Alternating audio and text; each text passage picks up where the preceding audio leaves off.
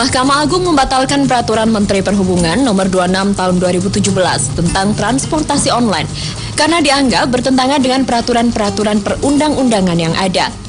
Dalam putusannya, MA menyebut ada 14 poin dalam Permenhub yang bertentangan dengan undang-undang yang lebih tinggi, yaitu Undang-Undang nomor 20 tahun 2008 tentang usaha mikro, kecil, dan menengah, serta Undang-Undang nomor 22 tahun 2009 tentang lalu lintas dan angkutan jalan. MA memerintahkan kepada Menteri Perhubungan untuk mencabut pasal-pasal yang bertentangan dengan undang-undang tersebut. Menteri Perhubungan Budi Karya Sumadi mengaku akan langsung membentuk tim kajian guna menentukan langkah ke depan. Menurut Budi, pihaknya masih memiliki waktu untuk melakukan kajian ulang dengan memanggil para ahli, baik dari universitas maupun masyarakat transportasi Indonesia.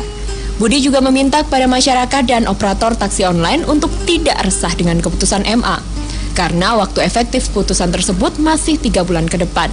Budi berharap tarif angkutan orang dengan kendaraan bermotor umum tidak dalam trayek atau taksi online tetap diatur. Sebelumnya, Menteri Perhubungan mengeluarkan peraturan yang mengatur operasional taksi online, di antaranya yang berkaitan dengan kuota, tarif batas atas dan bawah, serta STNK berbadan hukum.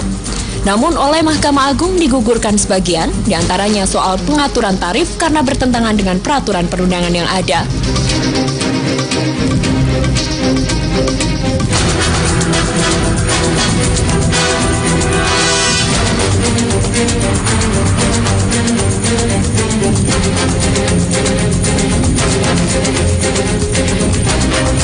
Keberadaan taksi online sempat menimbulkan gesekan dengan transportasi konvensional, tidak hanya di Jakarta, tapi juga sejumlah daerah. Sehingga pemerintah dinilai perlu mengatur keberadaan transportasi online agar bisa memberikan jaminan keamanan dan kenyamanan transportasi bagi masyarakat.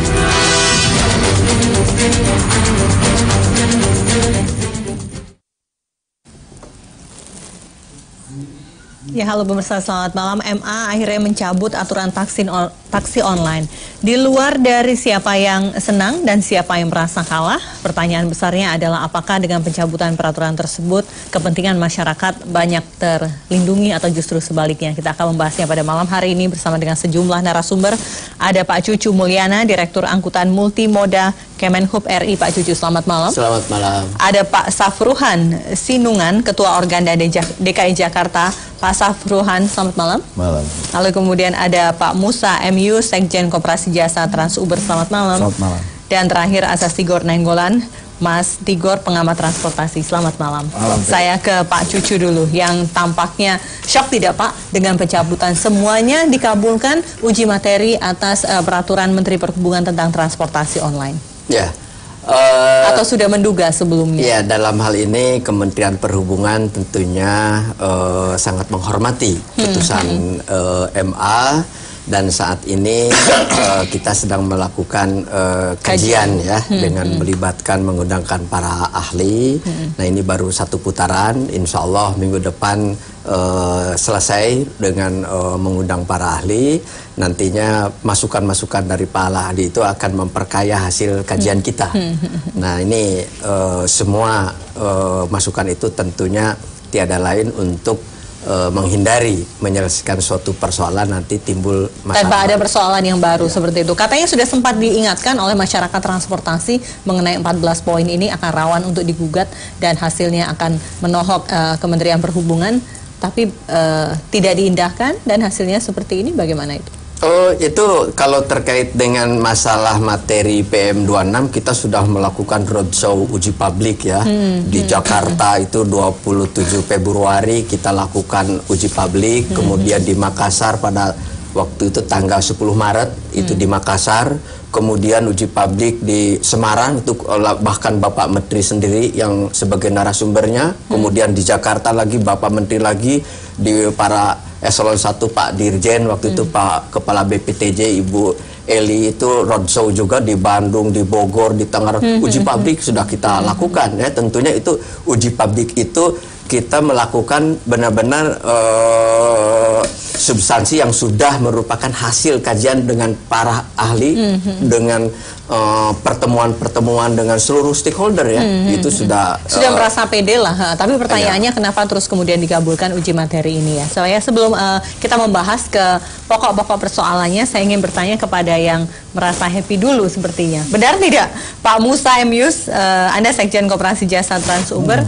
bagaimana Anda menyikapi putusan dari Mahkamah Agung ini? Kalau kita sih dalam sikapnya ya, apapun yang diputuskan oleh MA atau Kementerian Perhubungan sih kita ikutin. Karena kan Anda termasuk salah satu yang melakukan mengajukan bukan. permohonan? Agak. Atau berada di belakang dari yang mengajukan permohonan?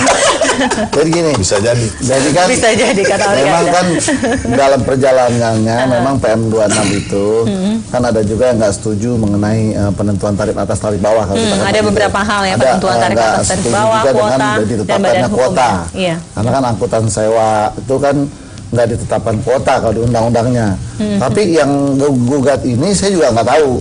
Tahu-tahu ini ada 6, kalau saya baca ada 6 orang 6 pengemudi. 6 pengemudi. Tahu-tahu dia di gugatannya kan saya baca statusnya driver angkutan sewa khusus. Berarti kan dia mengacu kepada PM26 kan yang ada angkutan sewa khusus kalau nggak salah di PM26. Kok dia bisa di situ dia ngegugatnya kan tulisannya saya baca nih gugatan driver angkutan sewa khusus. Nah, saya refer lagi ke belakang kalau nggak salah dulu kan pernah Pak Cucu kan digugat juga kan materinya ditolak kan. Apakah orangnya itu sama kan mesti kita lihat juga nih.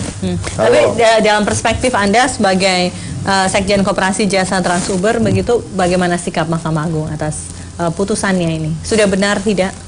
Kalau saya nggak bisa nilai benar atau tidak, kita kan posisinya sih kita menghormati apapun yang diputuskan. Nanti juga kan Kemenhub juga pasti kan ada revisi kan dari PM26.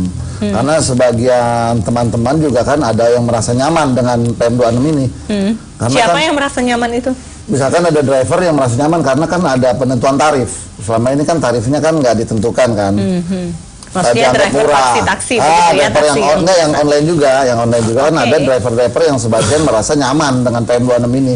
Karena kan ada minimal, tarif minimal. Ada juga driver juga yang nggak nyaman dengan penentuan tarif ini, PM26 ini, karena ada pembatasan kuota tadi kan, kan kesempatannya dibatasi gitu. Nah, hal-hal tersebut nggak bisa kita pungkiri. Memang di bawah juga teman-teman tuh yang driver-driver pro kontra juga. Banyak juga yang nggak peduli juga dengan ini gitu. Iya, iya. Yang paling bersuara keras justru Organda ya. Mengapa Pak Safruhan Anda sangat kompleks sekali seperti itu? Bahkan kalau tidak salah sempat menyebut MA keblinger dan lain sebagainya. Ya saya ini kan memang penyanyi jadi suka bersuara keras. Jadi sebenarnya yang saya soroti adalah berkaitan sama kuota dan tarif dan serta badan hukum. Karena itu amanat undang-undang. Di undang-undang itu salah satu pasal menyebutkan bahwa setiap kegiatan angkutan umum itu dia harus berbadan hukum.